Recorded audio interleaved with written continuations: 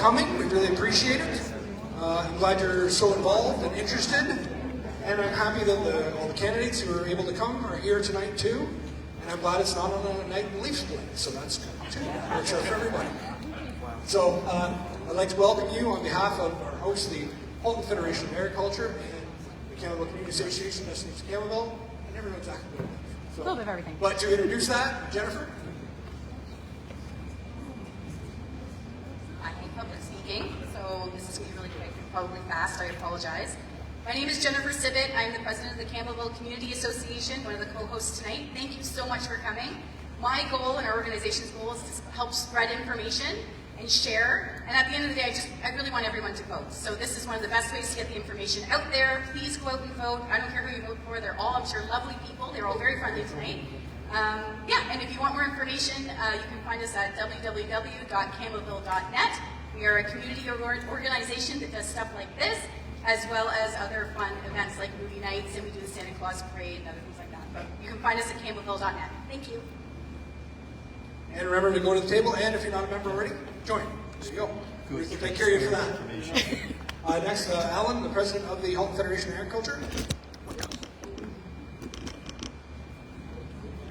I know, right? You can't take me anywhere. Hi, I'm Alan Ehrlich, president of the Halton Region Federation of Agriculture. We represent the 400 farms here in this area. Our purpose in this, yes, information gathering, but it's the old adage in life, if you don't ask, you don't get. If you don't ask the questions, you won't get any answers at all. You can only surmise what you think. So we have a number of candidates here. The election's only a week away, and I'm sure they will have some pertinent questions, and hopefully we can get some answers.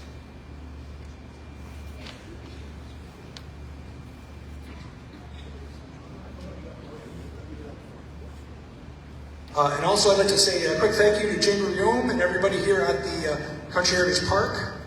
Country Heritage Park is a jewel in the Milton area, and we're lucky to have it. So, again, thanks. That's something everybody can do. I know they're going to be having their fair coming up in June, I believe. So keep looking for that. So, all right. I haven't introduced myself. My name is John Opstein. I'm a farmer in this area, chicken farmer, and I guess part-time moderator, referee, bouncer, whatever you want to call it. So I'm wearing all black, so I'm being as even keel, unbiased as possible. And just so you know, there are some seats up front. I know this is like church, that the back seats always fill first, but you know, there's some seats if you want a beer. All right, so what we're going to start with, just so you know, is every candidate is going to get a chance to introduce themselves. You're going to get 2 minutes for that. I'll be timing them. And once again, I brought my little bell. So at about 15 seconds left, I'll ring a little bell. Then we know to wrap up. Then when they get to the end, I'll ring it again. They keep talking. I will keep ringing it, and eventually I will throw it. And really ring our bell. Exactly. Really ring your bell. So, okay. We just draw for names, and then after that we'll be doing question and responses. And we'll get into that after the opening statement. So who drew lucky number 1? All right, you're up. Definition of insanity: doing the same thing over and over and expecting different results. Good evening, everyone. I'd like to start by thanking the Campbellville Community Association and the Halton Federation of Agriculture for organizing this event. And thank you to all of you Miltonians who have come out here this evening. My name is John Spina, and I have resided in Milton for over 20 years. I'm the eldest of 3 sons of immigrant parents who came to Canada in the mid-1960s, looking for a better life filled with greater opportunities for them and the family they plan to have. I grew up in Toronto at a time when life seemed much simpler and innocent. I later attended Lakehead University in Thunder Bay, Ontario, where after completing a 4-year power line technician apprenticeship, I returned to successfully complete a business degree while continuing to work full-time. I I've spent my entire working career in the electrical utilities sector, working at a number of medium to large utilities, holding various positions from an apprentice power line technician to a senior manager's role as a director in design and construction. Some may say, John's never been in office. What does he know about politics?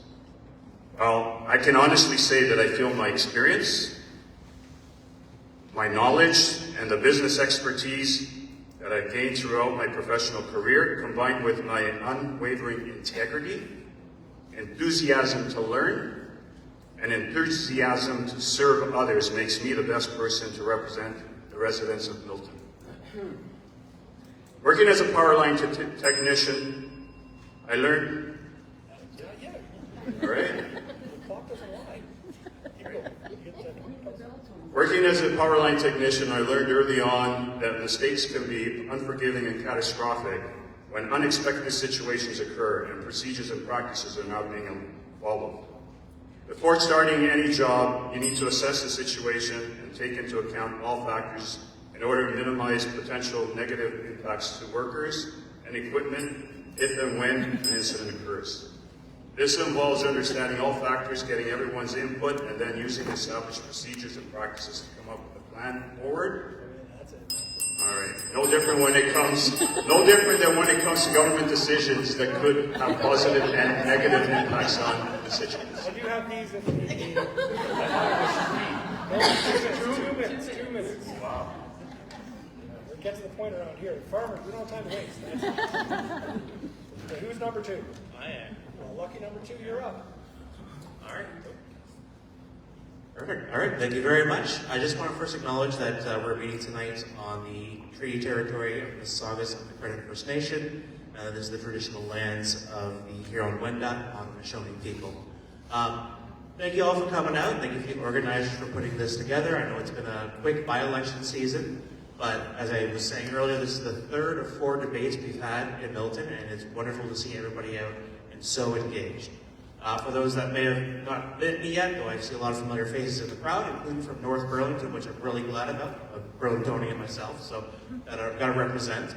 My name is Kyle Hutton. I'm the Ontario Greens candidate, and I'm running primarily to hold Doug Ford to account for his promises made to the communities of Milton and North Burlington. This is primarily focused, because it's such a hot topic, on the Campbellville Quarry. He made a promise 4 years ago to stop it, and he has yet to move an inch on it, only walk down his promises every chance that he's asked to talk about it. I'm also running because I want to make sure Doug Ford is held to account on housing, on healthcare. He's had 6 years to fix these issues, to get it done, as he said in 2022, and he's failed at every turn. He is now Ontario's #1 gatekeeper, to use a term from a federal politician that's popular right now, and I believe that he needs to be sent a message with this by-election. Just to talk a little bit about why I'm running. Last year, we had Doug Ford's Greenbelt land grab, and I was really worried that the communities around the Greenbelt, Burlington, Milton, everybody across the GTA would not come out and, stand up for our lands. And how wrong I was. How organized we became, and we came out and we held him to account, and we got him to reverse. But even though he had that very public backtrack, there is still stealth sprawl going on, including out in Wilmot Township right now with 770 acres. That is going to be a playbook for how he comes back down to Milton in order to get to our Greenbelt lands, with expropriation and not listening to the community. So I'm here today to send a message to Doug Ford that enough is enough. He must be held to his promises, or he's not getting reelected again. Thank you.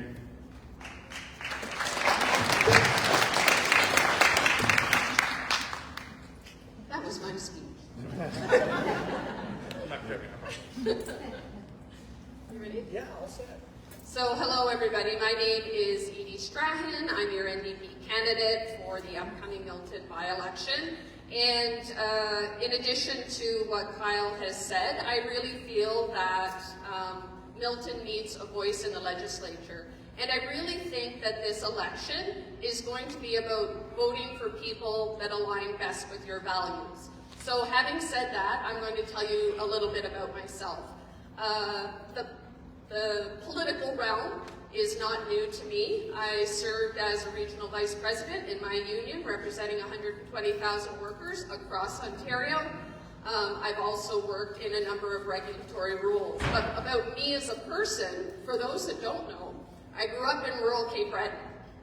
So I know a little bit about rural and farming. My bedroom became the bathroom when we got running water in our house. I know how to shock a well. I know how to drive a tractor. I've grown and eaten my own food. And, you know, it seems really oversimplified to say farming is very important. I hear stories of people that don't even know that you can pick an apple off the tree to eat it. Like, this is how bad it's getting in our world today. They don't recognize the importance of the farms in our areas and the food that we're eating. And, you know, farming is more than just food, too. What was it that I read on the website today? Food, fuel, flowers, and I'm missing one. Fiber, thank you. And so this is a really important piece. And the statistics that I saw showed that farms support 25% of the jobs in this region. That is huge. And I think we need to be doing more for farmers. Is that what you said? You still got a few more seconds. Okay. I really think that, you know, Doug Ford didn't allocate resources properly. Farmers need more help to help our citizens today. So, thank you.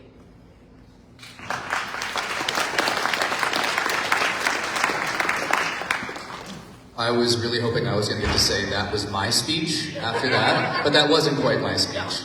My name is Galen Naidoo-Harris. I'm the Ontario Liberal Party candidate for Milton in this by-election. And I want to first thank the organizers for putting this on. Also, I want to thank Jamie and the folks at Country Heritage Park for graciously making this space available, as he so often does, for community events, invaluable to the community. And the reason why I'm running is I want to make sure Miltonians are put first again. We've had 6 years of a Conservative Premier in Doug Ford, 6 years of a Conservative MPP, and as somebody that was born and raised in Milton, I haven't seen a leaner 6 years in my time in this community. They're not making needed investments in our transportation sector, they're not making needed investments in healthcare, they're not making needed investments in education, and I see no movement to take the affordability crisis seriously either. Now, we're here today to discuss specifically rural and agricultural issues that are being faced by our community, and those are close to my family as well. My father's family were homesteaders out in British Columbia. There's a road leading to a small farm named Harris Road that we're very proud of. And I want to be clear that a one-size-fits-all approach coming top-down from Doug Ford is not going to work for anybody in this community, including those in our rural community here in both North Burlington and Campbellville. Across the board, though, wherever you are, Doug Ford is letting our families down. We're looking at longer wait times in hospitals, ERs that are packed to the gills, classrooms that are more and more the same, educators being asked to do more with less, fewer tools, propping up our education system by buying paper and pencils because their government isn't doing that for them.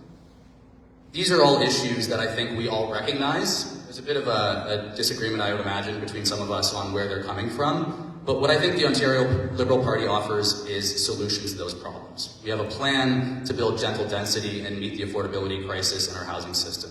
We have a plan to ensure that our emergency rooms are stocked with healthcare professionals, both domestic and international, that are well trained to serve people. We have a plan to reduce the size of our classrooms and support our educators. And if elected, I'll work tirelessly every day to see that plan implemented so we can lift up every family Doug Ford has let down.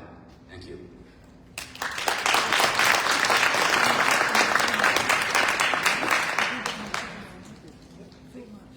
John, thank you for having me. My name is Sia Hamid, and I've spent a better part of my adult life working to make Milton a better place to live, work, and raise a family.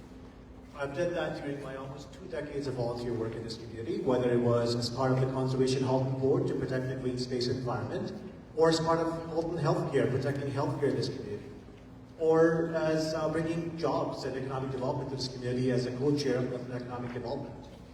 I understand the issues of this community, which is why I was a very strong voice for us in the Milton Council during my 12 years in the council.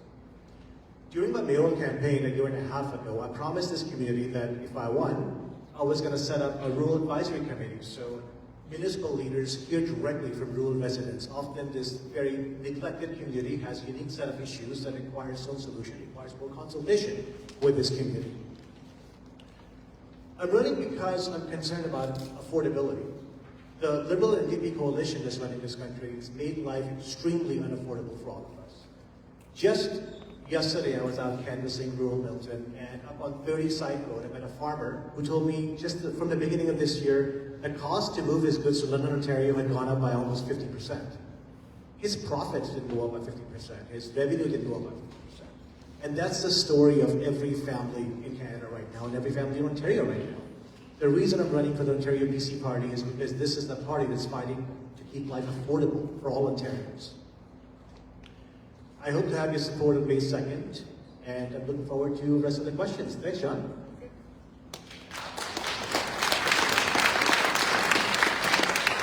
All right, now we're going to go to the question and answer portion of the question response, and I'll give good answers. You never know. So we worked with the two organizations to come up with some written questions just to get the ball rolling, et cetera, that kind of thing. It makes sense. You know, I know this is exciting. Remember, I know everybody leaves right when it's all done. So remember to visit Colin Best. He's at the elections. He's working for Elections Ontario today. I know you don't recognize him without his parking vest on, but yeah, Colin does a lot for him. So he's working for them. So to make sure you're registered and know where to go and all that kind of stuff. And advance polls are open now at different spots. So check that out too. So. Because it's a by-election, and why do we have a by-election? Somebody said by, so we have to have an election, so there you go. I just made that up. That's good. Okay. So our first question, Alan, Halton Federation of Agriculture. I guess you can just ask the question for yourself.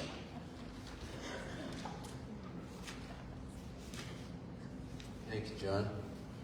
Okay, a new stormwater tax is being considered and implemented in parts of Ontario. A tax like this can be costly to farms, even though farmland is porous and therefore does not contribute to the stormwater management issues. How do you feel about new types of taxation like this? Okay, so what we're going to do, we're going to go, we'll start at that end right now and walk this way. Everyone get a minute and a half to have the response to that question. So stormwater, I know one example in Hamilton, they're still working on it, but there was one example of a greenhouse that collected all their own rainwater, for irrigation, and they would have been hit with an $80,000 tax per year. So just to let you know, that's what we're kind of talking about. So we'll start with Gail. Sure. So I have to confess, and I think it's important amongst folks that are running for elected office to know what you know and know what you don't know.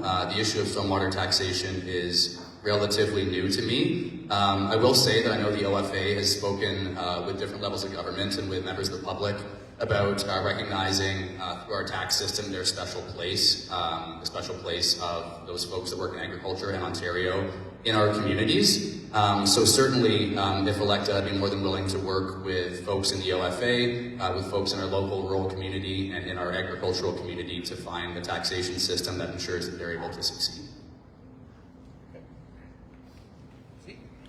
Thanks, thank you. Thank you for the question. Our government has never raised a tax in the past 6 years that we've been in power. We've only cut taxes, and we plan to continue that. Should I be elected as the MPP, I'll be your voice to make sure that continues.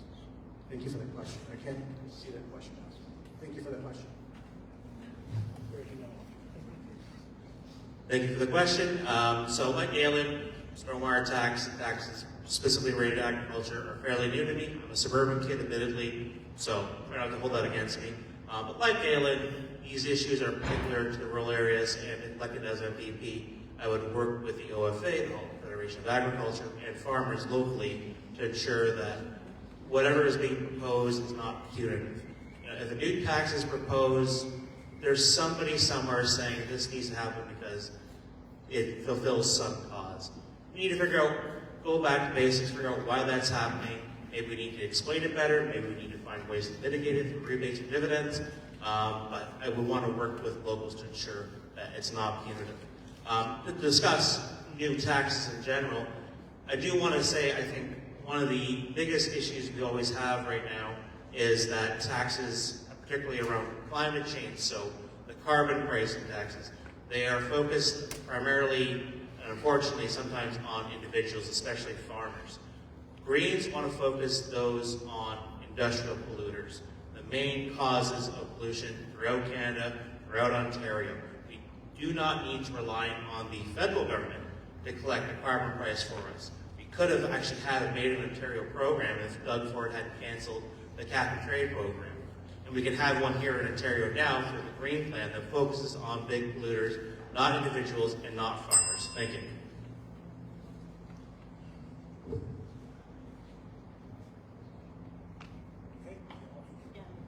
Sorry, I just wanted to make a note. Yeah, no. So with regards to the stormwater tax, I'm not familiar with that, but I am familiar with the regulatory requirements, certainly in the city of Toronto, because I've dealt with this recently, and it is so expensive that even residents who are dealing with this issue can't afford it. But in terms of farmers and farming, you know, I have a lot of experience with legislation, regulations, policies, and procedures. And I actually disagree with my friend that, you know, rural voices might not be heard or farmers might not be heard. They are one of the most organized groups I've run into. They have a piece of legislation in the highway for back in the day, the Leamington tomatoes. And they do a lot of great work. So there's a lot of advocacy going on there. I think my gut reaction to that is you're right. Farmers have big fields. That stuff is going to drain for the most part naturally, and I think they should be exempt from that. That's my gut feeling. I just want to emphasize that. But that's what would make sense to me. Thank you.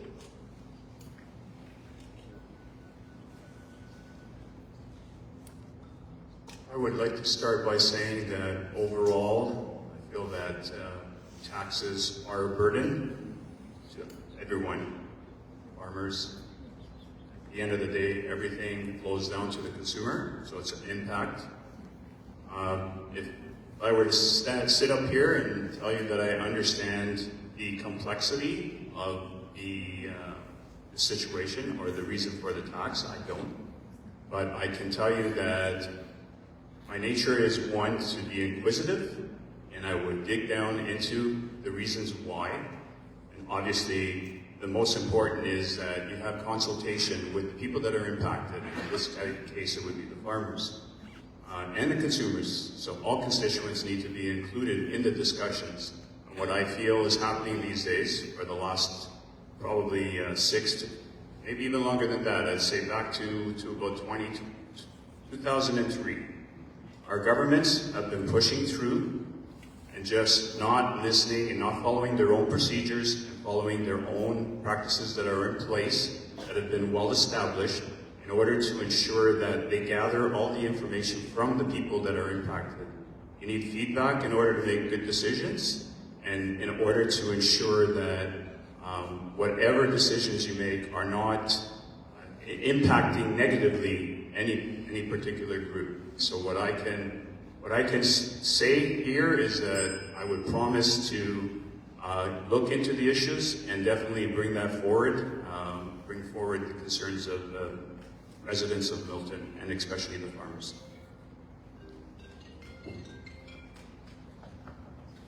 Oh, caught somebody. I forgot to mention that. You can put your phones on vibrate, just so it doesn't disturb any of the candidates. That would be greatly appreciated. And I will be checking mine in a second. Sit back down just to make sure I own rules. So our next question we have prepared, and this is also from the Halton Federation of Agriculture. I'm now 51, so sometimes need glasses to read. Okay. The housing crisis affects everyone, including farmers and rural landowners. There is no silver bullet to solve this issue. Many little things will get us close to where we want to be. One example is additional residential units on properties, not new lots. Not farmers against new lots, but on properties. These have the potential to help farmers and landowners in a variety of ways to help with the housing crisis. According to the Milton planning staff interpretation of the ARU's policy, they are not permitted in the Greenbelt. As much of rural Milton is Greenbelt, what is your position on ARUs in the Greenbelt and allowing Greenbelted landowners the same opportunities as those outside the Greenbelt? And maybe we'll start with Kyle on this one. Thank you very much for the question. So you're very correct. Housing is an issue not just in the cities, but everywhere. Particularly for rural folks, it's not just housing, it's also the cost of acreage, which has been driven up sky high, especially since the pandemic. But to the particular question of the ARUs, I think it's a tricky situation. Personally, I am open to a case-by-case exemption. If there is a case where, say, a farmer says, we can build housing here, particularly if it's going to serve a nearby area where it's nice and dense and there's access to services, and it's not just in the middle of somewhere and then that's incumbent upon the town to come out, and bring services out there. I think there's certainly ways to exempt that and allow farmers and landowners to build off of that. But I do want to make sure, as I mentioned in my opening speech, that we are not falling into what we call stealth sprawl. As I mentioned, Wilmot Township right now is facing a situation where they are being threatened with expropriation if they don't sell their land for housing. Because the way this government has acted, Doug Ford has been told this issue several times lately. It is a hot topic in the legislature right now, among many others. And he's not doing anything about it. That's no way to treat landowners. You need to work with folks in the community, find out where it's appropriate, where it's not, and it's not one size fits all. Doug Ford should have learned that lesson with the Greenbelt Land Grant. He tried, he failed.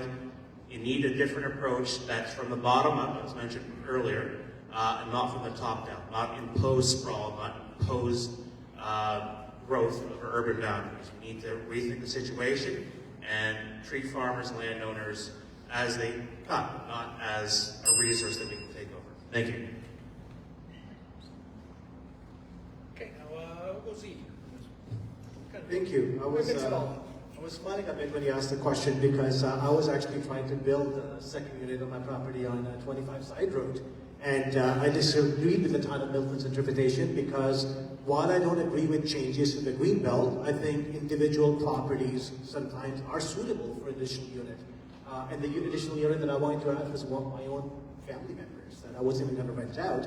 But I think it's very important that we look at individual properties as individual properties on a case-by-case basis as opposed to a blanket ban. So I disagree with the town of Milton's interpretation. Personally, thank you for the question. And Edie? So it baffles my mind that you can have an ARU inside a city space, but on a farmland, which generally has lots of acres, you can't have an additional dwelling. That makes no sense to me, particularly when you take into consideration they have bear trusts. For example, the CRA just eliminated the requirement for the T3 income tax.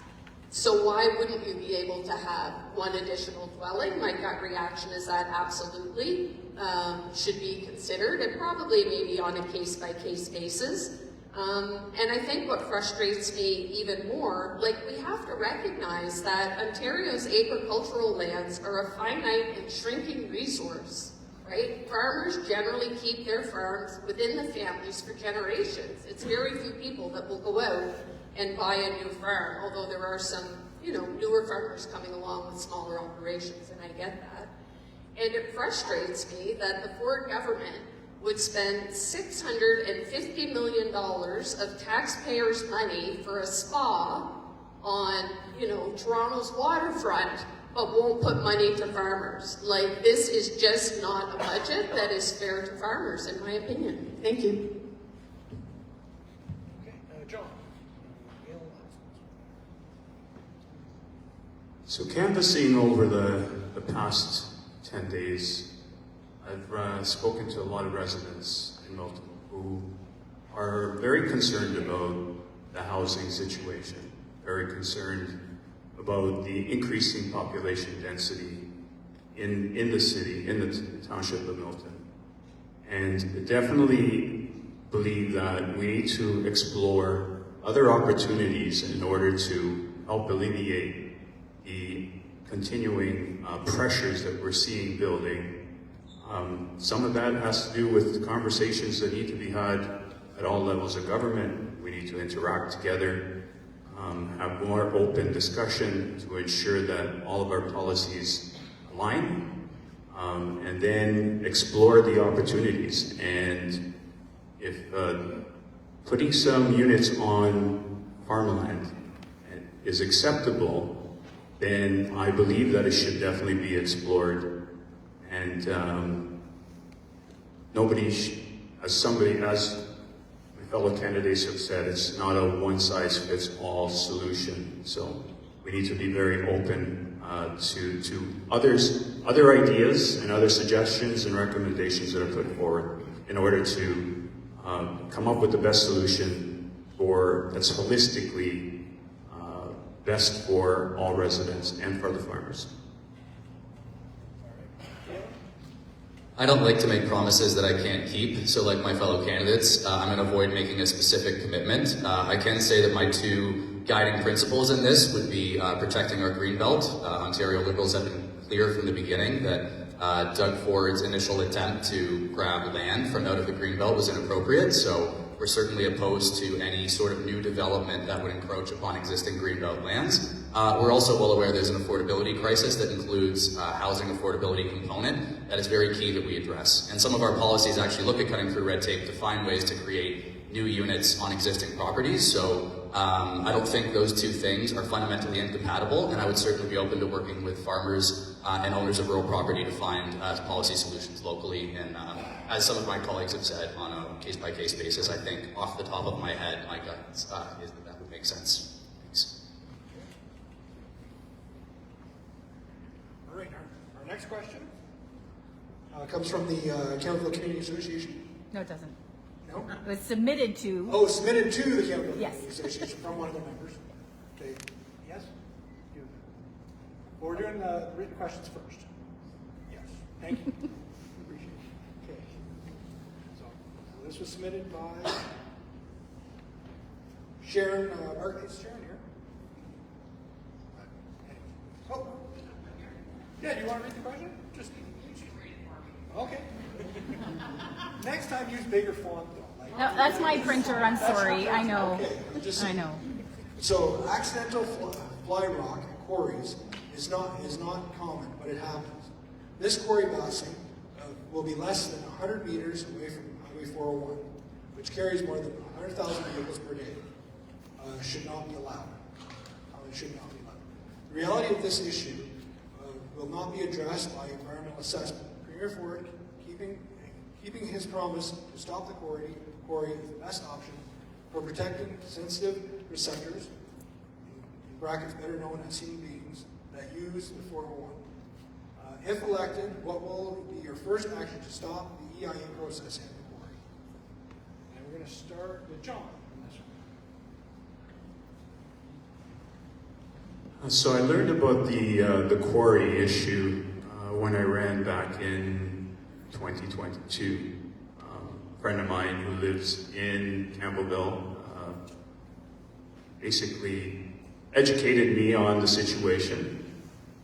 And I can say that, honestly say, based on what I've learned and what I've seen, the quarry will cause, or the new methods of mining that they're proposing for the quarry will definitely cause an impact, negative impact to the residents of Campbellville, especially the water supply.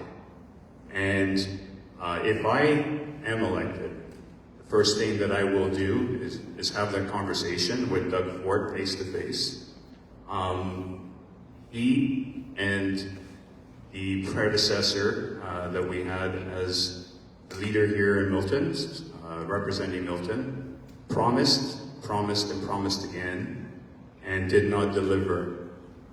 What I can say is that I will go forward, have the conversations, and basically provide Doug with the residents' wishes and push to stop the quarry and definitely protect the area and the watershed for Campbellville residents.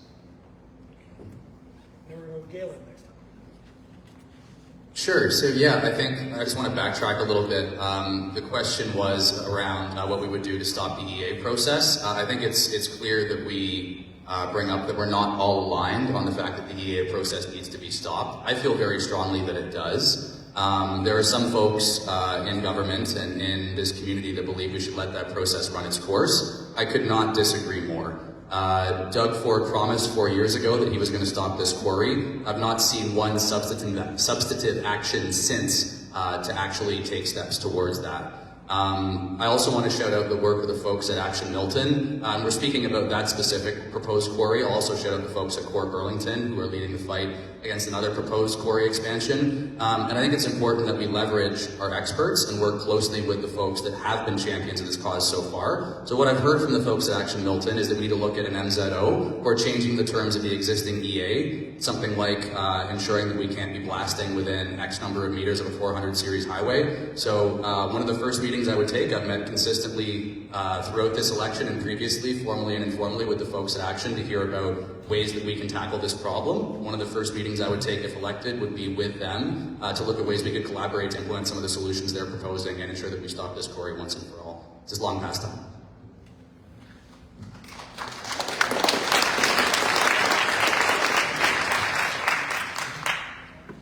I actually think the answer is a lot shorter. I did a video clip on this. We have Doug Ford's statement live saying that if the residents don't want it, it won't happen.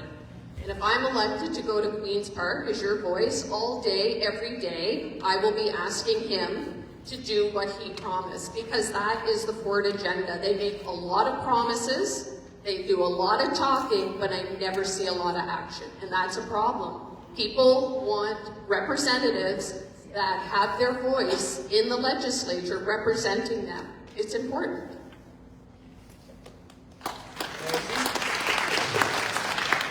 Thank you. This issue came up a number of times when I was in the council, and 100% of the time, every single time, I voted against the quarry.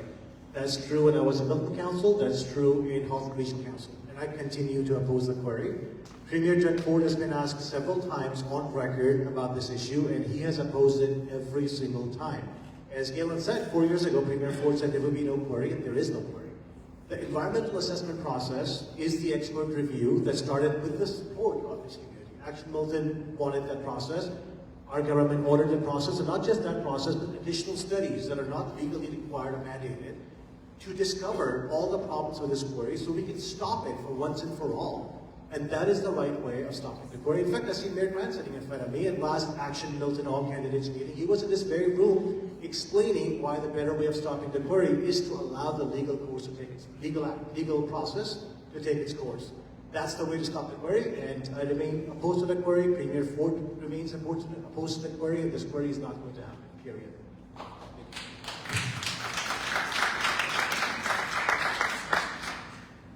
Thank you. I'm regretting going first last question because I was very eager to answer this one first. So, very simple, as you can all imagine, I am absolutely opposed to reopening Campbellville Quarry. As mentioned, not just the fly rock situation so close to the 401, but also our water table. I have some literature right here talking about our tap water in Milton. It's ridiculous that this is even being reopened. This thing was shut down for 30 years. The only reason that it's being brought up again is, frankly, a friendly government got put in place in 2018. And despite all the promises Doug Ford made, folks know in the gravel mining industry, they know they have a friendly government there. And they're doing everything they can to stymie the process, including the EA process. Again, no matter what promise Doug Ford makes, because he is not sticking to it. He is not going to stick to this promise because he thinks he needs this aggregate. You have 13 times as much supply as we need in Ontario. There's no reason to reopen this. It's not need, it's greed. Very simply put. So one of my first actions as MPP will be stand up in the legislature every day and in meetings with Doug Ford and folks in Milton and the other caucuses in the legislature and say that we need an MZO. Yeah, it's a messy solution, and I understand that not everybody is keen on having an MZO for this situation, but we need to hold Doug Ford to his promise. And I just want to mention as well, for folks that are concerned with Nelson Quarry, fly rock is not just going into their cars, it's potentially heading to their houses. Not only do we need to stop Campbellville Quarry and stop the expansion of Nelson Quarry, we need a moratorium on new pits and expansions across the province. And the Ontario Greens and Mike Schreiner are pushing for that. Thank you.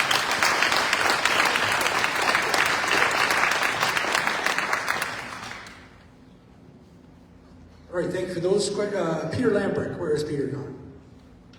He has a question. If you come up to the microphone, this is another one from the Federation of Agriculture, but we'd rather have other people say them, not just me. You know.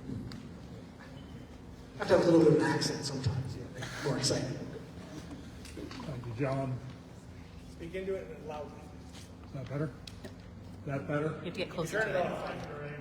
Then you got to flip the button again. Yeah, we're good. Okay, there you Yeah, there you go. Thank you, ladies and gentlemen, for being here tonight and being our candidates, because it takes guts. Thank you. I want to give a little bit of background. There's an organization called CARC that is the Canadian Agricultural Human Resources Council, and they suggest that there's at least 19,000 jobs going begging here in Ontario for agriculture. They also put a figure to that. We're likely not being as productive as we could, to the tune of $600 million. So I know immigration is a federal issue, but we also know that in Quebec they are a lot more in tune with what they need. And I want to give how I ended up in Ontario. The Ag Minister back then, which was about 1970, had an envoy in London who interviewed us, and if we passed muster there and we had a job to come to here, we ended up coming in as a landed immigrant. Now, is this an idea that should be rethought, should, because there is a lot of other industries that need what I would term as targeted immigration. You're starting eating this time? Okay. I'll give you a second to think. It's tough. Before I hit the button. Okay, go ahead. Whenever you're ready. Farm work is very hard work. And, you know, there's not a lot of Canadians lining up for that work, that important work that brings food to families. And so, yes, I think where there is a lack, that we need to look at that. There have been other times where immigration has given points to other sectors that we needed. And if we need more farm workers and we have people that are willing to come here, yes, I think we should be helping them to come. Because it's, tell me if I'm wrong, I do not see a lot of Canadian youth lining up to work on farms. And they don't recognize the importance of this work. So I would support that. Thank you. Okay, go Z. Thank you. You asked whether we should look into this issue, and I can tell you with full confidence that during my 12 years in council, I've returned every single phone call and every single email personally. And so not just this issue, any issue that comes up, I'll be there consulting with you and being your voice. On this issue, I can tell you that Ontario has a massive skilled worker shortage right now, and our government is working very closely with our federal counterpart in identifying the areas where we need more help and more support. So as you recognize, it is a federal issue, but our government has partnered with federal government in recognizing and identifying areas where we need to fill the skilled worker shortage, whether it's through training and recruiting people locally or through temporary worker program or immigration. We're here for you. Thank you for the question. Okay. Next, Kyle.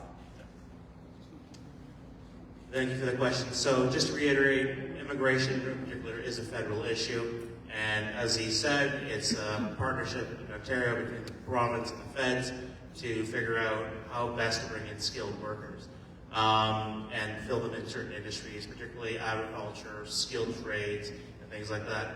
One thing I do want to point out is that it takes a lot of money to immigrate to Canada. And folks that are coming to Canada are typically professionals from their home country, and they're coming over here to find new opportunities, and a lot of the time that is not in agriculture. We need to find a way to encourage folks that are coming from abroad that might not become or attach their land there, that might want to seek new opportunities in Ontario and the rest of Canada to come here. That might include some subsidies to say, hey, if you come over here and work in our agriculture sector, we might help you with your costs moving here. That's a conversation we'll have to have with the federal government. The other thing we can do is essentially make agriculture industry more appealing to students coming into the workforce. That requires what I would call a pretty big expansion in our colleges and universities to talk about not just farming itself, but also the many industries beside farming, as well as conservation work, which includes farmers and landowners. And I think a holistic approach to this would help ease the shortage right now. It will take a lot of work and a lot of planning. As he said, I think all of us up here agree that we will be an ear for residents in the area, especially farmers that are looking for that kind of help. Thank you. Okay, John. I'd like to reiterate that immigration is a federal jurisdiction.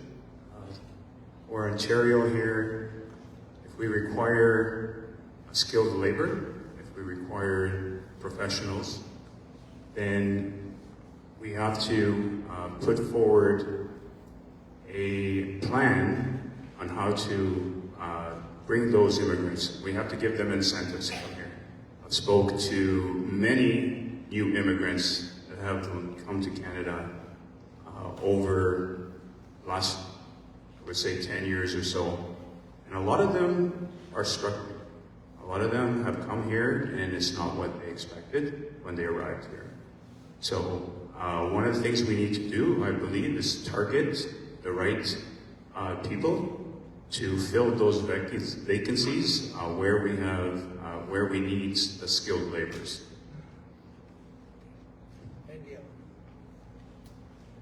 Yeah, so I know the Ontario Federation of Agricultural's policy is to try to fill jobs, to promote the filling of jobs on farms by Canadians first, but we also recognize that there's certainly a need for foreign workers to fill some of these jobs when that's not possible domestically, whether through temporary immigration or permanent resident pathways. And the federal government has shown a willingness to identify areas where we deserve specialized immigration pathways, especially on the economic side. So absolutely, I'd work with our federal partners to ensure that we're able to fill those positions and that farms have the staff they need to operate. Thank you for your responses. All right, that's good responses. And also, just as the last stat I heard was for every agricultural graduate, there are 3 jobs available. 4 jobs. So if you have children, grandchildren who you don't want living on your couch, tell them to look into agriculture. So that's all I'm saying. So, there was one other Federation of Agriculture. Oh, Barb, yep, thank you. Come on down. Next contestant. No, it's still on. I think it's still live. Yeah. Hello? There you go. We're good. You can pull it down a bit, yeah. There you go.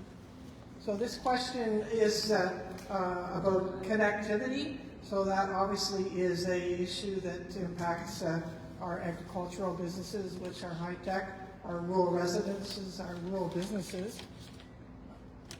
We need good internet access and cell service. So even though we are so close to urban areas, our connections are woefully inadequate almost every day, and our issue up in the north end of Nassagaweya. Slow and inconsistent. So if elected, what measures would you take to ensure that the issue of rural connectivity would improve, especially in rural Milton? Thank you. Yeah, and that's not just internet, it's also cell services. I have one room in my house where I can get cell service. My wife has to open the window to lean out to be able to call her sister. Anyways, so today, this time we'll start with Galen on this one. Yeah, and I have to confess to not being as familiar with this issue prior to the 2019 election as I would have liked to be. But, coming through rural Campbellville and Burlington, knocking on doors, I heard from person after person, one of the top 2 or 3 issues was rural connectivity, whether it was on the broadband side or the cell side.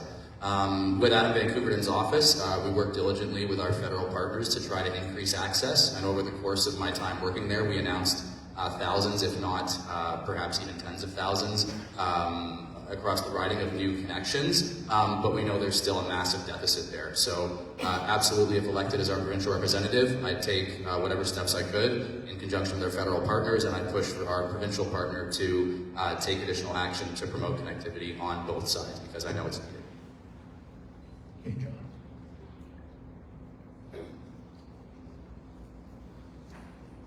Connectivity in the rural areas definitely is an issue.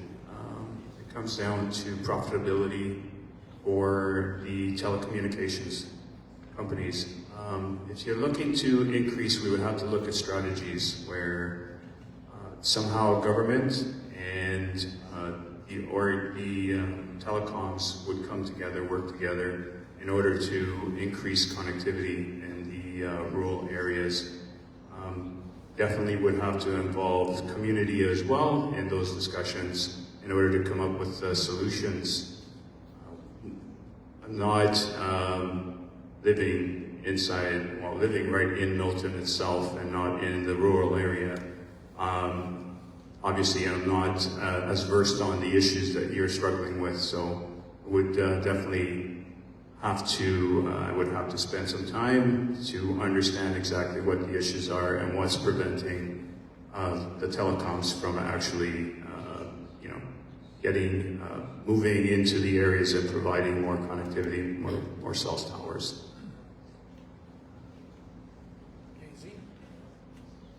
Thank you. We understand the importance of connectivity. In fact, those of you who don't know my background, I spent 20 years working in the tech sector, and half of that time was spent working from home.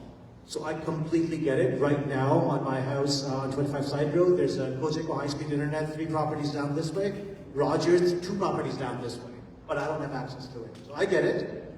The Ontario BC government is making the largest investment in the Canadian history of any government, with $4 billion invested to bring high-speed internet to every corner of this province by the end of next year.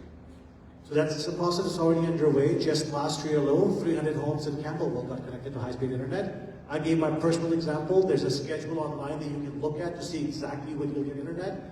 I am slated to get high-speed internet access on March 2025.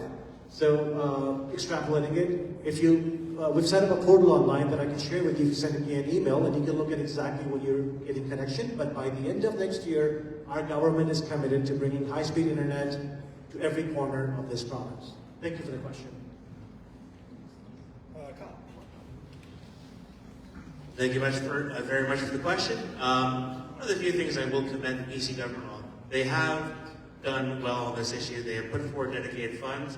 Not for nothing, Mike Schreiner is one of the first folks in the legislature to talk about this issue in depth because he used to be a farmer. A lot of his constituents, he represents Guelph, a lot of his constituents in the area work in the agriculture sector around Wellington County, so he knows how problematic connectivity issues are out there. I can imagine how hard it was during COVID, especially when everybody was stuck at home. Those of us south of Dundas, in the urbanized areas, our connection is pretty steady. But the second you head north of Dundas or outside the bounds of Milton, you start running into problems.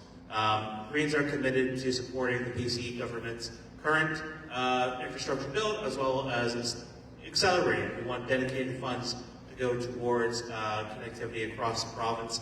I think that's more important than, say, building another highway that we don't need, and Highway 413.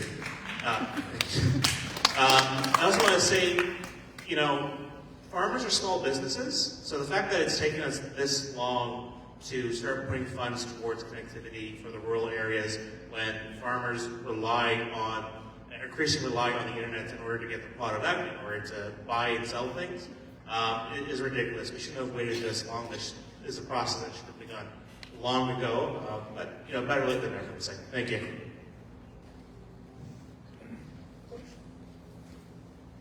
So this is an issue near and dear to my heart, but for a different reason. We're talking about high speed. Let's talk about no speed. There are gaps in Ontario where people can't get cell service, so it's not just about business. And my cousin Andrew, who is a minister, had a rollover in his car, and because there was no cell service, he was stuck there overnight in a snowstorm, you know, freezing all night, and couldn't call for help. Like, this is a huge issue. This is bigger than just business, and I get the relevance to business, and I also get the relevance to the children growing up in rural communities who need internet access to do their homework. Like, this is an equalizer for children in this day and age.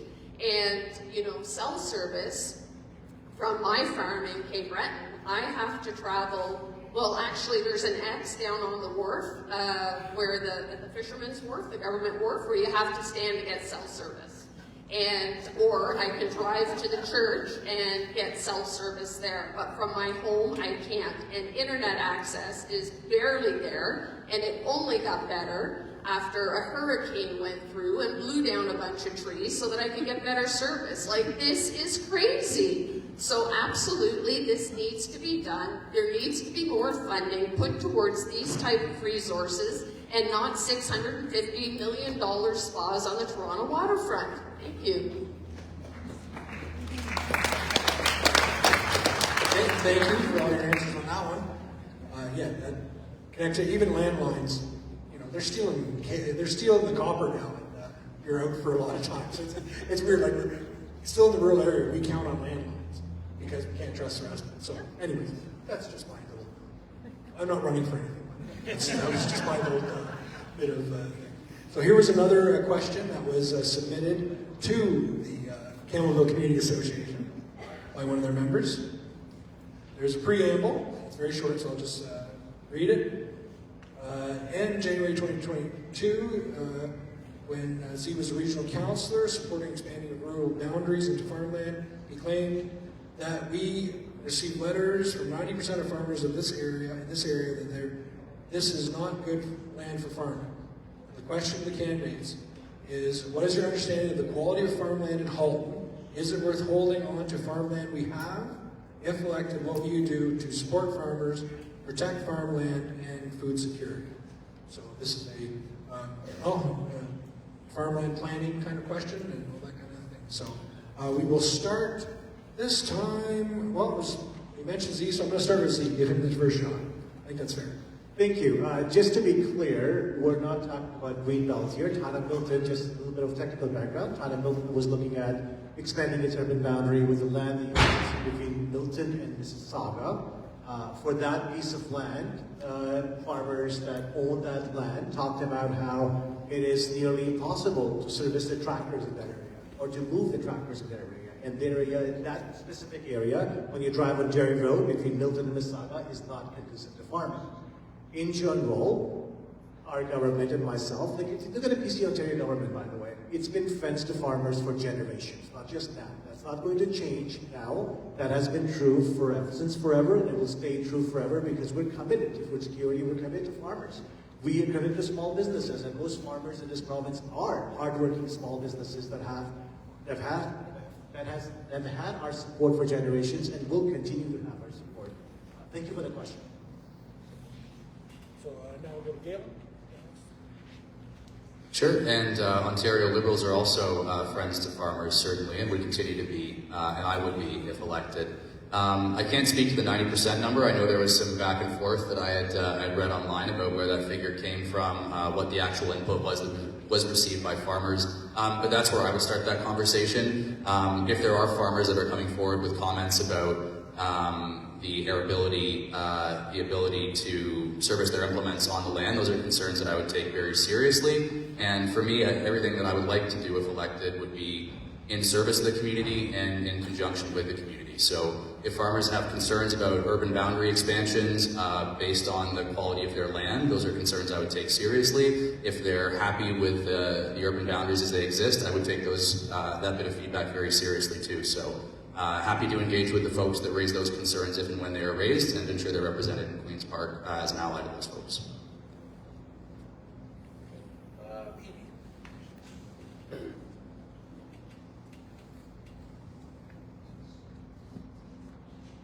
I think farmland should be protected first and foremost. So if there's an issue with a particular property or the particular type of farming that's going on there, there should be some kind of supports or helps first and foremost to keep that space green.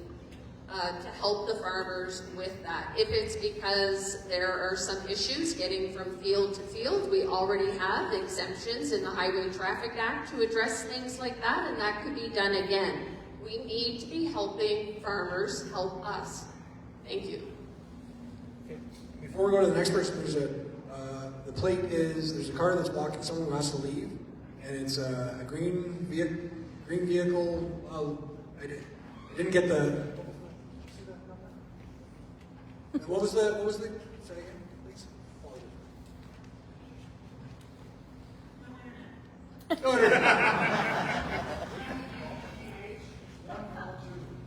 GVDH 142. That's your car? You need to move it?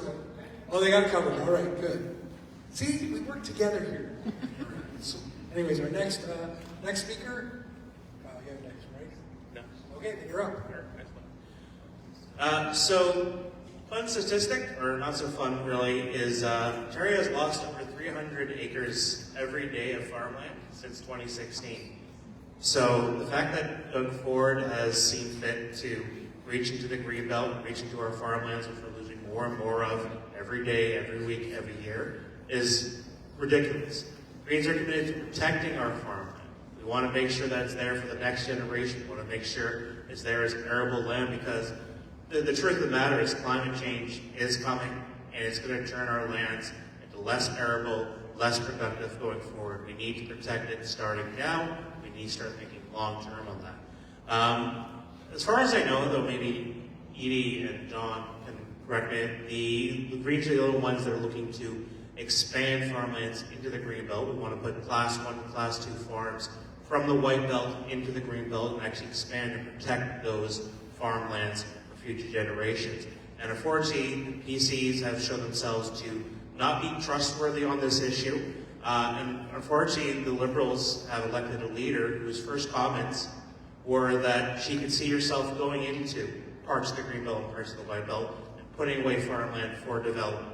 When it's unnecessary. We can build smarter, we can build denser. We do not need to have low density sprawl. We've tried that for 100 years, and it's only gotten us to where we are now. We need to rethink how our society is run. It's not for cars, it should be for people. And the Ontario Greens are committed to that philosophy, committed to protecting farmland, and committed to making sure that agriculture, which is a $50 billion industry in this province, is protected going forward as we face the threat of climate change. Thank you.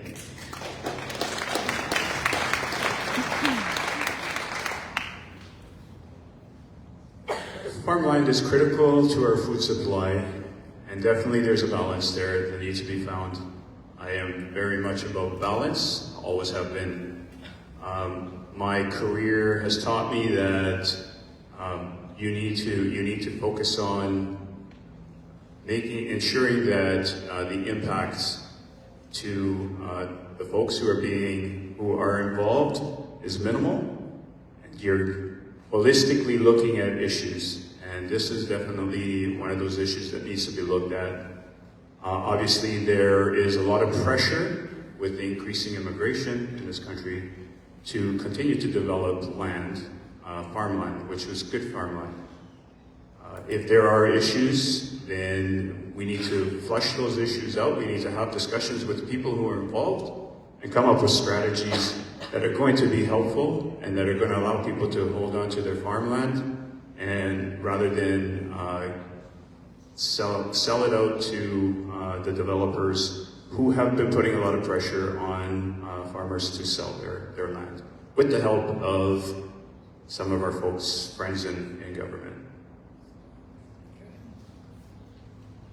All right, it was great to hear that all of you are friends to farmers, and the president of the Ontario Federation of Agriculture, Drew Spolstra, is here. So I think he's willing to have a big group hug over here at the end of the evening. But for sure, I'd like to acknowledge that Drew is here as the president of the Ontario Federation of Agriculture. And I'm sure he would love to talk to each and every one of you about land use planning is one of his favorite topics. So, this is very important for us in the future. Okay, we do have some more. Do we have any more agricultural or very rural issues? Because I have some other questions. They're a little more urban. Is yours a very rural issue, man? And just step up to the. Hold on, I'm gonna this chair. We have a few questions that were submitted, but I want to get to the rural ones first. These are kind of more, I wouldn't say urban-esque, but Can they put distinct, there we go.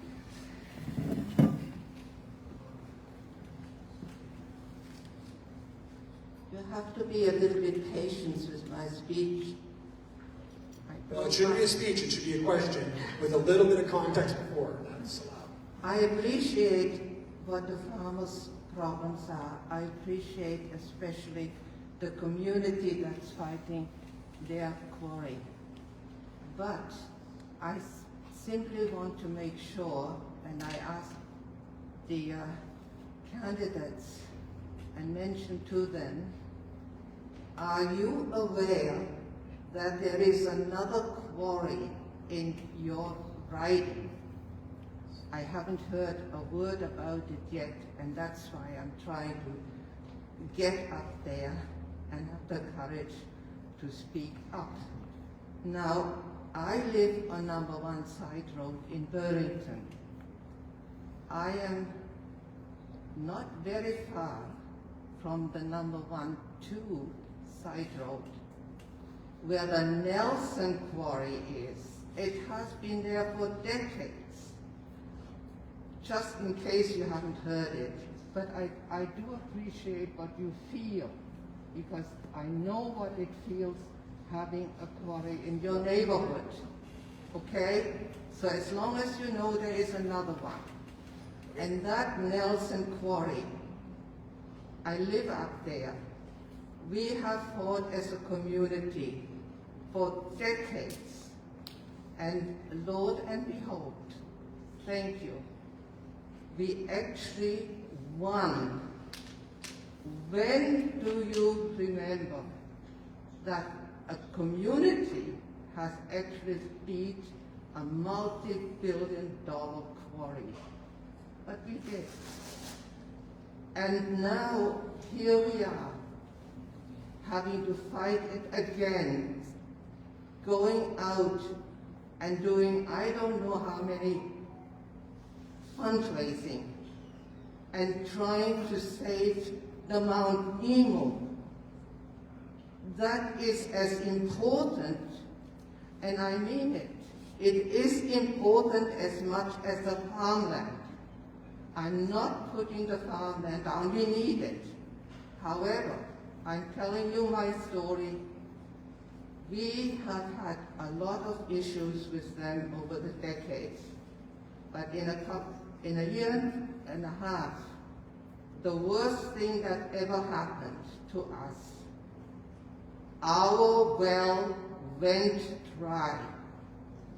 If the farmers go out and plow their land and sow it and hope for a harvest, and guess what? Climate change and the quarries and everything else, you don't have water. Now, I'm not a farmer, but I wonder what your harvest will give you if you have put all the work in and there is no rain and there is no water. You're not going to get much out of it. So the water is probably, in my opinion, more important than all the land you want to keep or want to sell or whatever. Now, here it is. Our well was dry. So, and for 4 days, we lived like we were in a third world countries. And if it hadn't been for the kindness of neighbors, it was a weekend. We wouldn't have had no showers, no things. Remember that. Climate change is real. And the farmers should be the first one to realize that. If they don't have rain, if they don't have the water for their wells, if they don't have, then what are we going to do? So I'm asking the candidates, will you look into it so we don't have, as a community, because you spend billions of money over the decades, and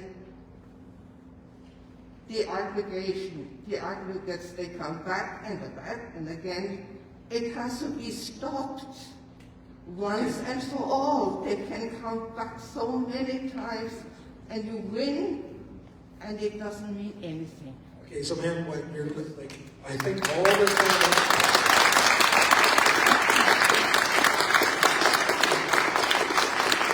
And I just want to make sure all of the candidates are aware of the Nelson Quarry is in this rider. Well, I hope Anybody you don't know that? it. First of all, that's the first one. Everybody knows that, right? All candidates? Okay. And water is, of course, very the key thing. But I'm going to give everyone a chance to talk, to respond to your story. And yeah, water, from a farmer point of view, climate change is real. And I think, as from a farmer, we want to be part of the solution. And I think we can be part of the solution. I'm going to put this to the candidates for them to comment on your story. Thank you. So, and we'll start with Kyle. Yeah. Your chocolate book. All right, thank you. I'm sorry, what was your name? Your name? Helen Dutchka. Helen? Helen? Thank you very much, Helen. As I mentioned before, I am from Burlington, so just south of Dundas, in fact. But I am from Burlington, and I've met with folks from CORE, Julie, and other members twice now. I ran 2022 in Burlington. I met them then virtually, and I met them at the start of this campaign as well. And I've worked in Ward 3 in Burlington ever since I could start in politics. I was there in 2010, in 2014, and 2018. And it's an issue that's ongoing. In the 2010 campaign, I know this was an issue then as well, and you guys won. You won the fight in 2012. You were able to have the expansion halted. And then, of course, in 2018, we had a change in government. And all of a sudden, it's starting up again. That's not a coincidence. As I said at the top of this, the PC government is friendly to these corporations, to these developers, and they're dragging their feet on protecting these lands. It was a fight to stop Bill Line Quarry and get that redeveloped for housing and wealth. That was a fight that Mike Schreiner had to lead. That was a big fight. The entire community was on board for it. That was a big, big fight. Thankfully, we were able to win. As I made a commitment to CORE at the beginning of this campaign, I am fully committed to ensuring that not only do we stop the expansion at Nelson Quarry, because I know that is critical to the communities around it, as well as those in Burlington downstream from everybody, but I also want to protect Mount Emo Plateau and ensure, as I said, there's a moratorium on new pits across the province, because we don't need anymore, and we need to fix the Aggregate Resources Act. Again, it's gone under multiple governments for decades, and this piece of legislation has dearly needed some updates, and nobody seems willing to touch it. But Mike Schreiner and the Greens have pushed every opportunity we can to ensure that this issue is actually looked at, that this issue is taken seriously, and it's not just swept under the rug because they need aggregate for, vanity projects like Thornby Spa or the Highway 413. And I just want to thank you again for talking about climate change. You're very right. Climate change is real, and it affects farmers first. And we need to get ready. And unfortunately, governments across Canada and the world are lagging behind Peregrines and push them to do better. Thank you.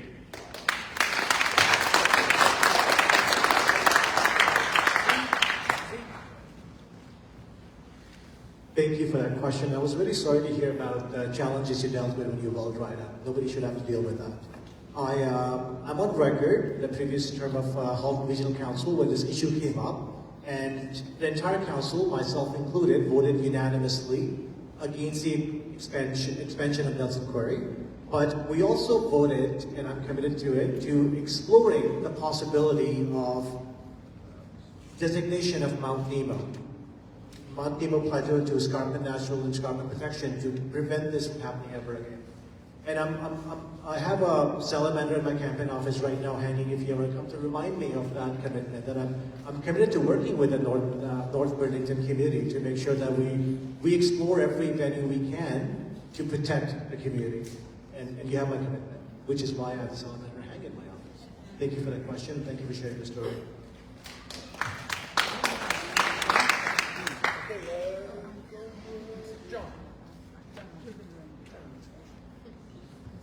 First of all, I'd like to say sorry to hear that you had to go through that experience having no water.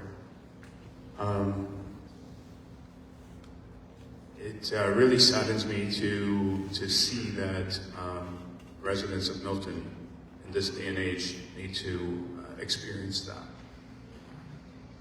What I would do, North Burlington, sorry. I guess part of Milton, right? Part of Milton, right? So definitely, we need to ensure that people in our communities are protected and that they don't have to suffer through these types of situations. So I definitely would be one to go forward and have those conversations and ensure that the legislation that needs to be changed will be changed. Push on the government, push on board in order to stop the expansions and discontinue moving forward with the plans that he has as far as these quarries go.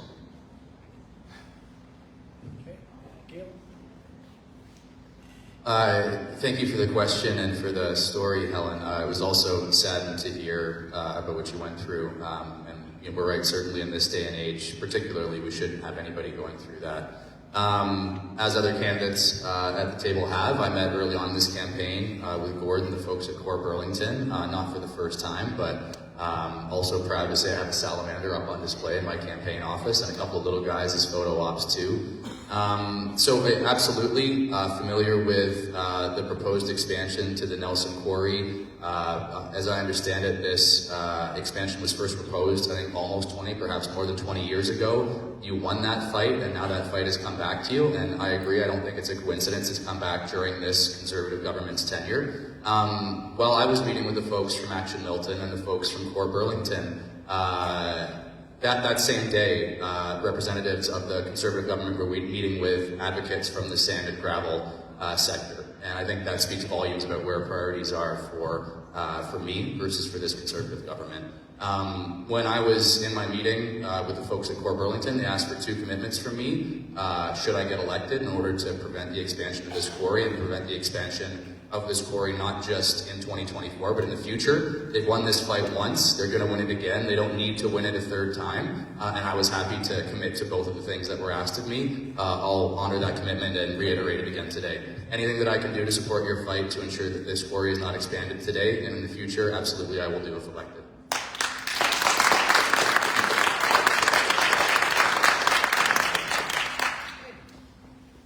Thank you. So I've been there.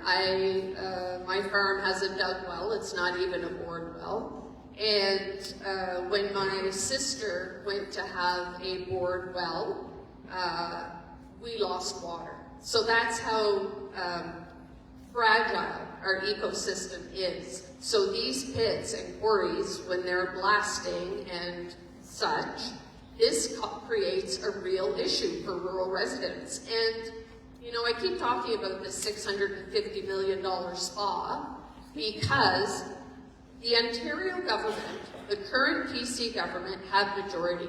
They can do whatever they want. They passed in 3 days without public consultation to have themselves exempt from the Ontario Planning Act, exempt from the Environmental Assessment Act, and exempt from the Ontario Heritage Act, just to get that. But yet, they can't hold up on their promise to stop quarries. And there's so many quarries. Core Milton, I think 20 plus quarries in the jurisdiction. There we go, right? And they won't stop it. They have the power. They won't support the people. It's shameful. So real question, and not on, we've had 2 quarry questions already, so not another quarry question. Okay. Right? No, I'm just trying to make this fair. Good evening. My name is Andy Ivanhoven. I'm a farmer here in Halton region. Farming is a difficult business to be in, and we are affected by climate change in great ways. We have good government systems to help us out when we have a really bad year, but they're only good. How do you see yourself advocating for Ontario farmers that are in very difficult situations because of climate change? That's a very good question. And we'll start with Galen to answer that question and solve all of it. Yeah, thank you very much for the question. You know, we're seeing the effects of climate change being felt more acutely across our country and across the world, whether it's more extreme weather events, the wildfires that raged across Ontario, Nova Scotia, and other parts of Canada last year. And certainly, as I understand it, those effects are particularly acute on our farmers. So to start with, Ontario Liberals believe our climate is changing. They believe we need to take urgent action to address those changes. And you know, there's been a lot of discussion about certain climate change mitigation measures advanced by certain governments. And I think it's important that we start with the foundational principle that this is an urgent crisis. And if there are certain measures we disagree with, that's fine. But there are ways that we have to approach this problem. You can't just say, I don't want a carbon tax, and then not bring anything in place to replace it. I think it's very important as a government that we look at taking these issues seriously, that we act urgently on them. And in service of that, the Ontario Liberal Party has created a climate action panel, which is currently in the process of creating our climate action plan, which we will release shortly. Unfortunately, it wasn't ready in time for an unplanned local by-election, but we're well aware of the importance of this issue. The past government canceled grants for EVs. They canceled grants for retrofits of homes. These are issues that are acutely felt, whether you're in the urban or rural areas of our province, and certainly we're committed to pulling together the strongest climate action plan in Ontario's history to complement existing measures and ensure that as our climate changes, whether you're a farmer or you live in the urban boundary, your life is not impacted any more than it needs to be.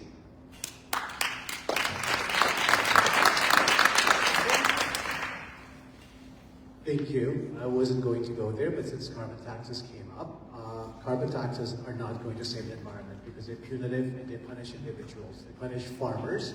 I've talked to several farmers, some of them I see in this very room, that talked about how their cost of doing business has gone up because of carbon tax. Speaking of climate change, and speaking of EV batteries, actually, I'm glad that came up as well. Thanks to this government, Ontario is becoming the EV battery powerhouse in the whole world. We attracted the largest single automotive investment in Ontario's history, $5 billion. That's creating 2,500 jobs, and we'll build EV batteries right here in Ontario. We secured retooling of GM's Oshawa plant that will be first full-scale electric vehicle production right here in Ontario. We secured the retooling of Ford's Oakville assembly plant that will transform that facility into a hub of electric vehicle production. So we understand climate change. We understand that it impacts everyone, including farmers, and we're committed to actually doing real things that mitigate it rather than punitive carbon taxes, because we don't believe in increasing taxes. The carbon tax that went up, 23% just a couple of weeks ago, you can go out and see the gas prices now and see the real impact it's having on the lives of actual people and farmers included. Thank you for that question, really appreciate it.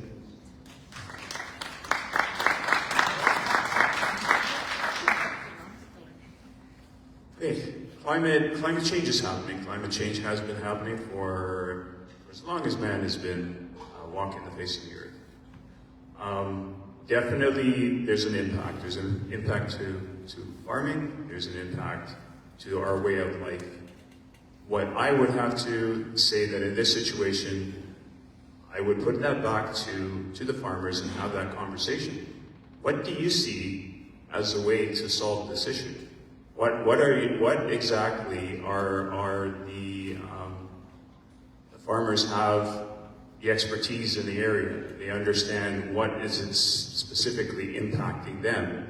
So my way forward would be to have that conversation with the farmers, get their ideas, understand what they see as possible solutions, take those solutions back, work with government, obviously, to implement those types of solutions, work them together with other pieces of legislation, whatever funding is required Are taxes, increasing taxes, a way to save the climate or to stop climate change, I should say? I don't think increasing taxes is a solution.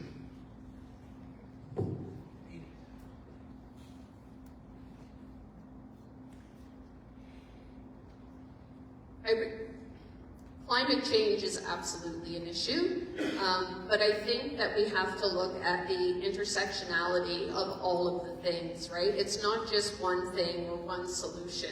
And I just want to comment that, you know, there's a direct link between food, farming, and health.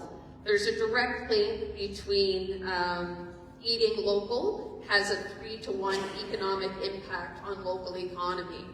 The Ford government released their budget, and I believe agriculture was mentioned once. That is absolutely shameful because the Ford government forgot farmers. It's shameful.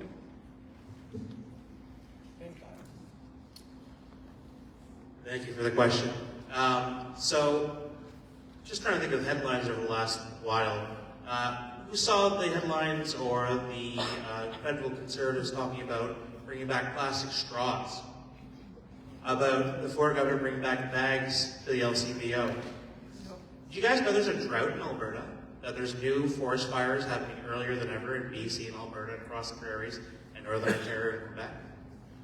We all know climate change is an issue. We all know it's humans causing it.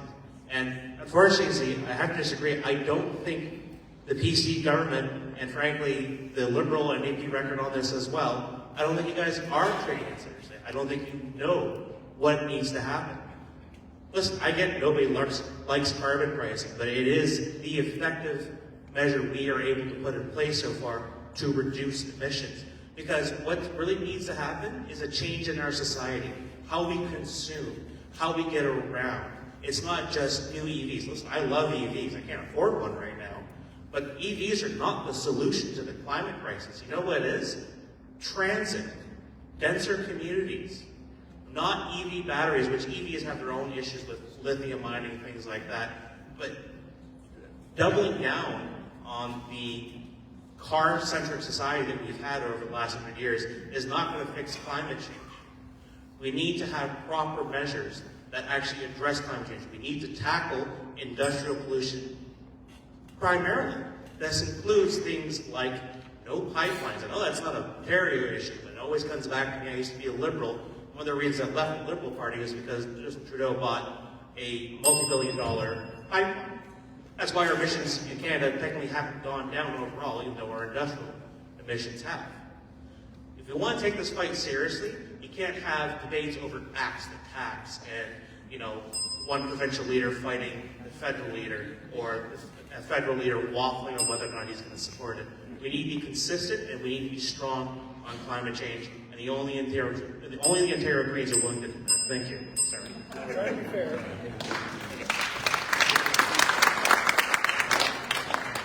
Okay, we have, is there another rural question? Yes, sir. Okay, I'll give the rural question.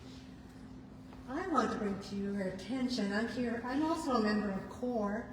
I was a member of Pearl, and we brought them to court. We followed the process, and we won. And 12 years later, what happened? We have this gravel pit coming back. It's been there for over 75 years. Now, when 75 years... So, ma'am, is this the Nelson Quarry you're talking This about? is the... Well, I'm in Lowville, so it's the Nelson. But Okay. Nelson We is already the had a heart. question on that, and I think everybody made it clear that they're willing to Well, look we're at going to this have and to work with listen it. because there's more than fly rock. No, Those I know trucks... we had, Helen brought it up very clearly about the but there's water another issue. point. She lives on number 1 side road. I live four houses from the park, which is north of Britannia Road, and I had cracks in my floor, cracks in my garage. I had to replace a septic holding tank, And which this is was... all to do with the Nelson. That's why I just want to get other topics. We've had the... No. We did have the Nelson Quarry discussion already. No, my discussion is about, all of you have said we have to trust the process. How can I? Okay, so that's your question. How can we trust the process? That's I your want to question. know, what are you So are they going going to to change the do? process, or do we trust the process? No, I want somebody to stand up and say no. Okay, well, I don't know. No. Okay. No. It's tough to. I think everyone has talked to Nelson Gore already, so I'm gonna. You heard your answer, and yeah, please talk to them after about more specific stuff. I'm trying to. No, because we have a whole bunch of questions. We have a limited amount of time, and they will trust me. They know that there's some flaws in this process, and every process has flaws. Trust me. Okay, so some other questions that have come to us, and this one I'd like to. So, with the thought, what are your thoughts as candidates on the riding being split in the next federal and provincial elections, dividing the town even more? And I will add to this was what was written, but I'll also add the loss of the rural voice with those changes to our ridings. So, what are your thoughts on that split? And we'll start with John.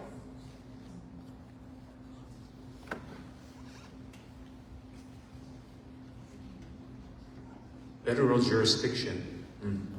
Well, it's also the provincial election he wants to change. Right. Provincial election. Yes. I'm not. I guess I don't have enough information in order to really have a comment on that. Obviously, we have to. I would have to take a look at that and understand what the impacts definitely would be. Okay.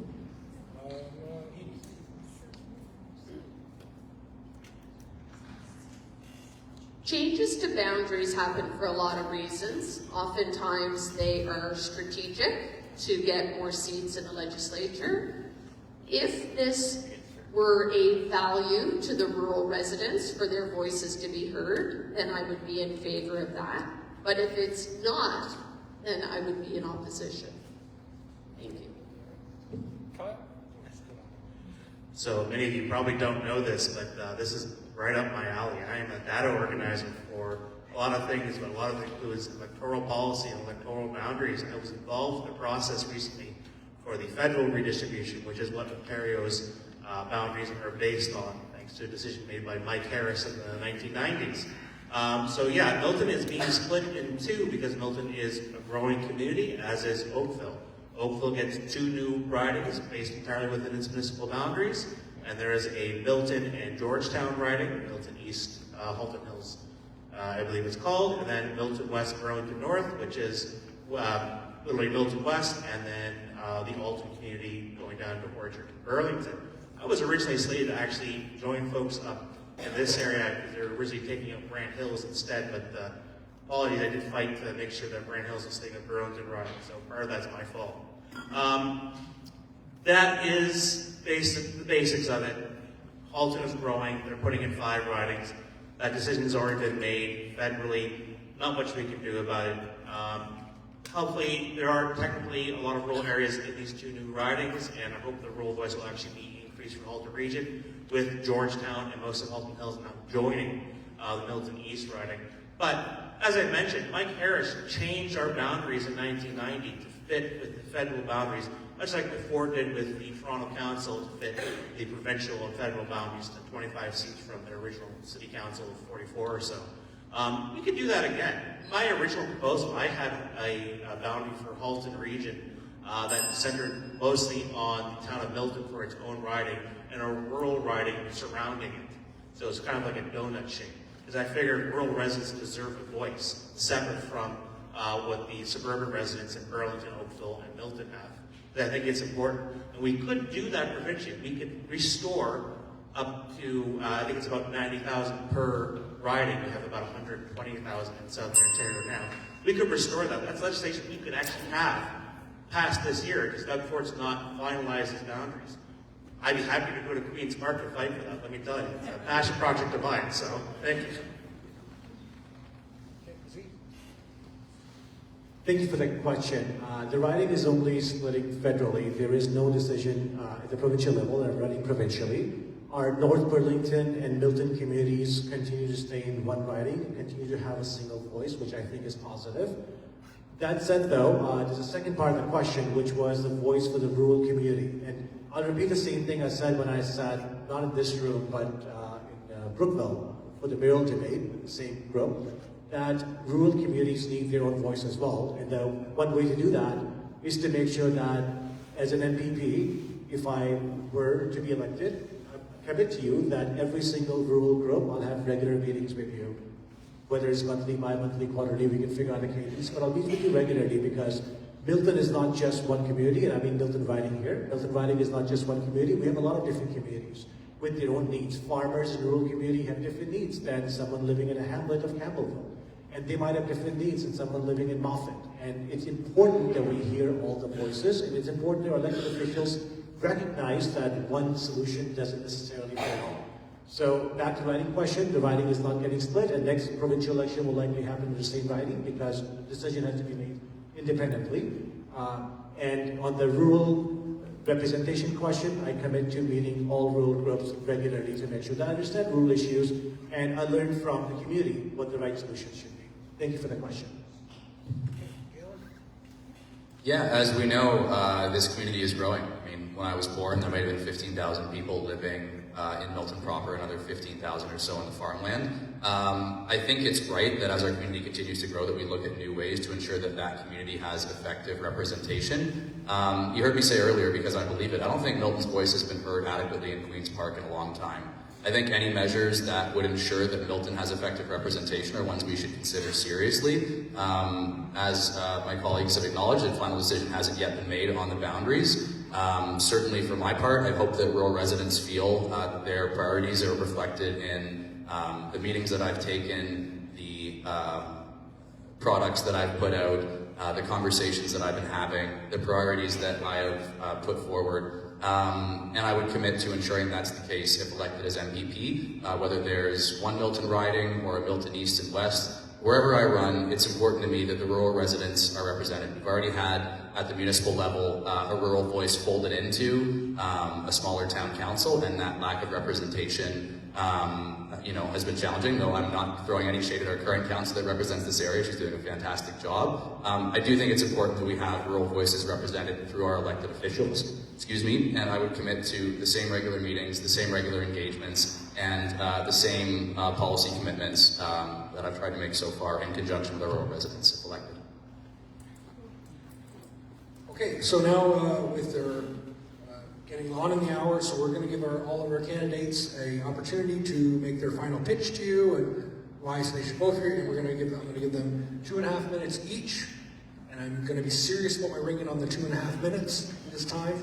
I've been a little lax, but that's right. And we're going to go in the reverse order of the people they introduce themselves. So we're going to start with Z. Give us your final pitch. Thank you for the opportunity, and thanks for coming out and giving importance to this. And it was a pleasure to be here. It was a pleasure to answer your questions. I'll stick around afterwards if you have any questions. I'll stay as long as I need to be able to answer all the questions you might have. I should mention that this BC government, and let's talk specifically about Milton, all-day two-way go-train service is not as big an issue for this community, but is an issue for the Milton community. And this government, after years and years of neglect, is committed to building that. In fact, adding more transit. We're overseeing the largest transit expansion in the history of largest transit expansion anywhere in North America. We just expanded Highway 401 because we understand the concerns of rural community with traffic, and we want to make sure traffic stays on highways away from our country roads. When I was in Milton Council asked not once but twice for the province to build something like Highway 413 because we understand the population growth that's coming. The population of Ontario went up by 1 million people over the last 2 years and is expected to go up by 5 million over the next 10. If we don't invest in our infrastructure, all of these cars will take up our country roads, on your front yard, in front of your farms, and that's not where they belong. They belong on highways. I have, as I mentioned earlier, I've spent a big part of my adult life working to make this community the best place to live, work, and raise a family. And that is the commitment that motivated me to run for this position. If I am your voice at Queen's Park, I promise you I'll work as hard as I ever have to make sure that this community, this rural Milton community, continues to be the best place to live, work, and raise a family. Thank you for the opportunity, and thank you for coming out. I hope to have your support on May 2nd.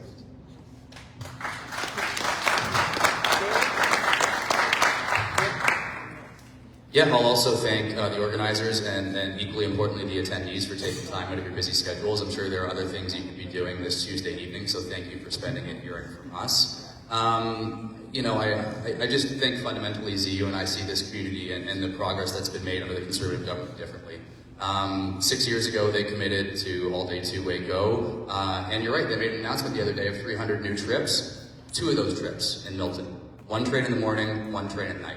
It's not good enough for Milton families. If we look at the past track record of Ontario Liberals in this community, and I'm a little bit biased here because our past Liberal MPP was my mother, but nevertheless, in the 4 years that she was in, we built 22 new schools, we secured a renovation of the hospital that quadrupled it in size, we secured an investment to renovate our GO train station and to build a new university. PC's canceled the latter 2 investments that haven't moved a thing forward that is moving the needle for our families here in town. They're happy to build Highway 413, which is only going to save you about 30 seconds on your commute at a cost of $10 billion. They're happy to renovate Ontario Place and build this massive gaudy spa with taxpayer money. They're happy to bring paper bags back to the LCBO. But I don't see them making changes that move the needle for families in Milton.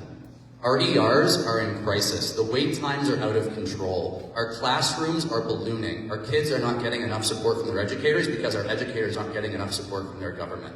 I don't think this community has gotten anywhere near enough from a Conservative Premier, from a Conservative Member of Provincial Parliament, and a Conservative Cabinet Minister during the 6 years and 3 years of those tenures. I think the folks in Milton deserve a hell of a lot better than they've gotten, and I promise to be the voice in Queen's Park, fighting for those reduced class sizes, fighting for shorter wait times in hospitals, fighting for all-day two-way go, a commitment that we made 10 years ago the PC's never followed through on, even though they made it too. Milton deserves better than it's gotten. Milton's voice has not been heard in Queen's Park under a Conservative MPP in government for a long time. And my promise to you is that if you elect me, if you'll lend me your support and your vote on May 2nd, that I will ensure that Milton's voice is heard in Queen's Park again. Thank you.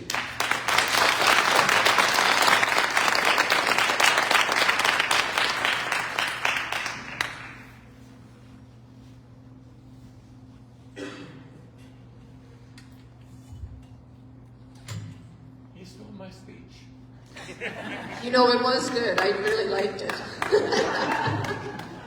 Yeah, so what he said. You know what? We do have common ties when it comes to issues around housing, issues around education, issues around health care, and they do disproportionately affect rural communities. And I'm sorry, but I feel that unless you actually live in a rural community, you don't really get it, right? When the power goes out and your phone doesn't work and you can't call 911. When the well goes dry and you don't have any running water. When you need a fire department but the volunteer fire department hasn't been properly funded. Like, all of these things are serious and important issues to rural Canadians and to people here in Milton. And I feel that my background, my first job was on a sheep farm, and you know, my love and my advocacy for rural places, I think, puts me in a good spot to be a fierce advocate and a fierce voice in Queen's Park. I'm always open to supporting local small businesses and people that are doing the good work in their communities. And, you know, with a lack of representation recently in Milton and not having your voices heard in Queen's Park is really alarming. Like, when you make a commitment to people, you need to be able to follow through on that. And when you make a promise to people, you need to be able to follow through on that. And when I say I'm going to do something, it will be done come hell or high water. My reputation cannot be gotten back if I were to lie to people and say I'm willing to do this or I'm willing to do this. That trust, in my opinion, in your local politician to not just hear you, but to listen to you and to advocate on your behalf in the legislature is just so important. And if you elect me, I promise to be the strongest voice you have ever heard in Queen's Park. Thank you.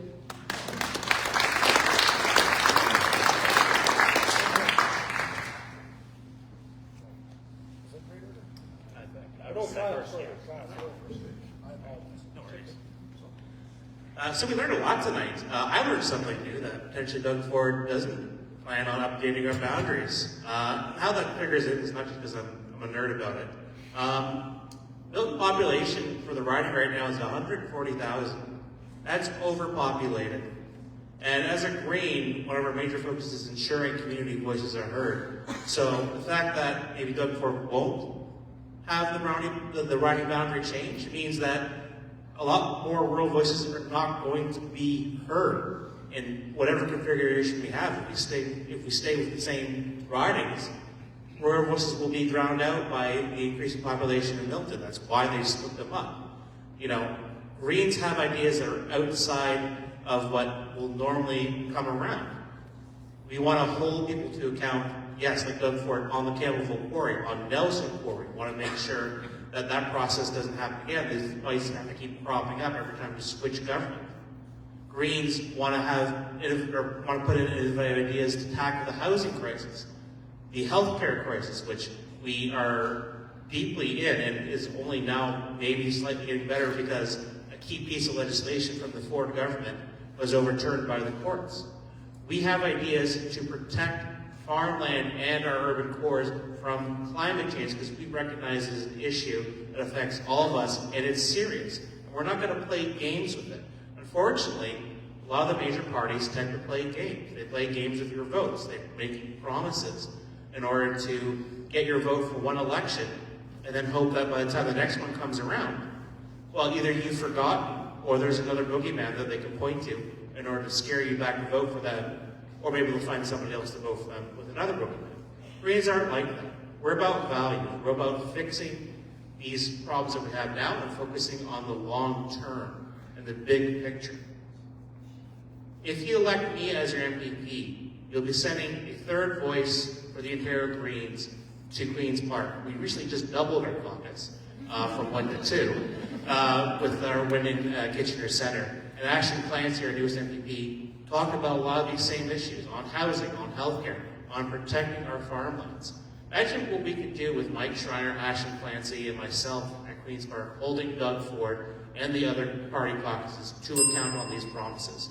I promise you, if I'm elected again to the folks from Campbellville Quarry and Nelson Quarry, I will fight immediately for you. They'll be my #1 priority. Thank you very much for coming in tonight.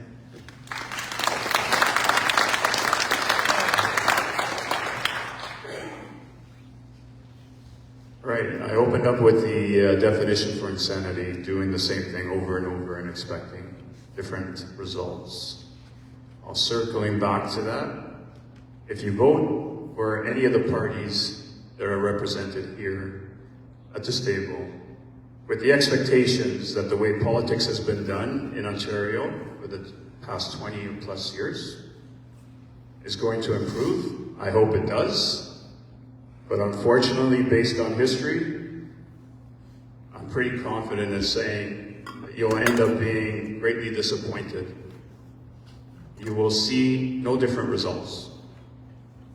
If on the other hand, you're looking for someone who is going to be more accessible and open to listening to the concerns of residents of Milton holistically, a person who sincerely believes that elected officials in government work for the people and not for large organizations, and therefore should be accountable and responsible to the people who hire them through the election process.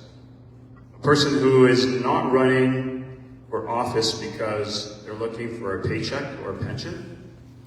A person who has demonstrated unwavering integrity.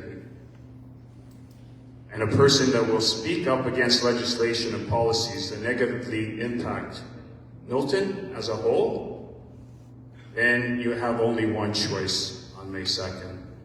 And that's vote John Spina and the New Blue Party of Ontario. Thank you.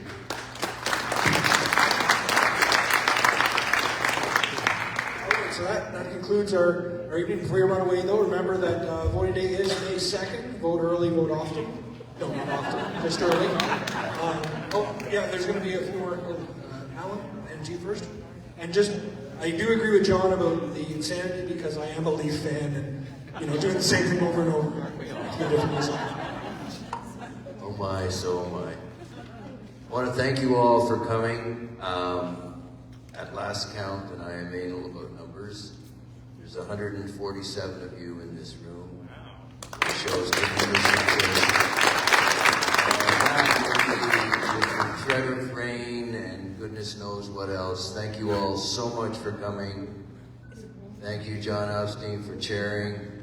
Thank you, John Comer, for setting up the sound system and making it all so convenient. And thank you really for the classy way that you have all handled yourself, handled the questions, handled the answers, and the attitude. It makes us all very, very proud of the people that live here. So thank you.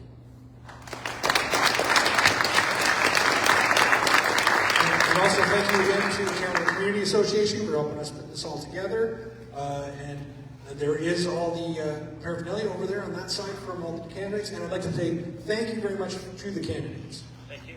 It's, you know, let's hear it for them.